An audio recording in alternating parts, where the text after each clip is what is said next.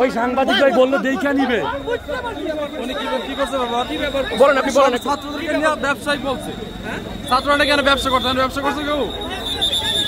আমরা দেখছেন কথা কত শুনছেন আমাদের। আপনাদের কাজ কি এখানে? আমাদের কাছে স্বেচ্ছাসেবী এখানে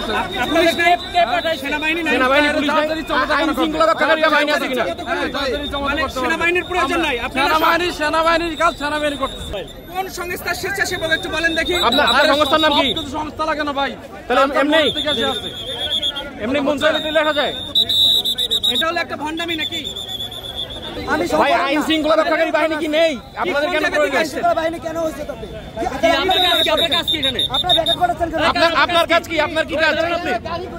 বলেন আপনার কাজ কি? আপনার কাজ কি? আপনার কাজ কি? আইন শৃঙ্খলা রক্ষাকারী বাহিনী আছে কিনা? পুলিশ বাহিনী আছে কিনা?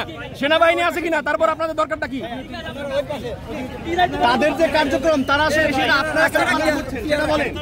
সেনাবাহিনীর যে কার্যক্রম, আইন শৃঙ্খলা রক্ষাকারী বাহিনীর যে কার্যক্রম সেটা আপনারা কেন করছেন? আমরা কেন করছি? আপনাদের এই দায়িত্ব আপনাদেরকে কে দিয়েছে?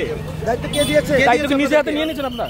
আইন নিজের হাতে নিয়েছে কিভাবে? কে বলেছে? দায়িত্ব কে দিয়েছে আপনাদেরকে? লিখিত কোনো দায়িত্ব দিতে হবে এমন কোনো কথা লেখা আছে? তাহলে তো সেটা বিষয়টা নিজের হাতে তুলে নেওয়াই হলো। তুলে নেওয়া কেন? মানবিক দিক মানে বোঝেন? মানুষ যখন ব্লাডগুলো দিতে আসছে, এই যে ওয়েট আপনি কি মানবিক দায়িত্ব বলতে কিছু বুঝেন? মানবিক দায়িত্ব কিসের মধ্যে পড়ে বলেন আগে। আপনি বলেন আমাকে। মানবিক দায়িত্ব কি?